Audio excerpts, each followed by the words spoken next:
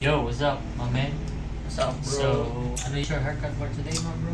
So, actually, wala kasi akong ano ngayon eh. Wala akong prepare na like preferences na ipapakita. Okay. Gupit kasi hindi ako naka-ready pero may tiwala naman ako sa iyo eh. So, ikaw na bahala kung anong bagay sa akin. Pero ang plano ko siguro, konting ano lang, bawas siguro. Tapos, yung hindi, yun, ganun lang. Ano lang yung gusto ko. Okay, bro. Recap lang tayo, bro, ha? So, gusto mo medyo ganito pa rin yung style niya. So, parang naka-Korean look pa rin siya. Yes. So, medyo siguro buwasan lang natin yung mga dulo-dulo niya. Tapos napansin ko dito sa gilid, bro, medyo bulky siya. Oo. So, siguro, iti-taper fade lang natin siya. Siguro mga low taper lang.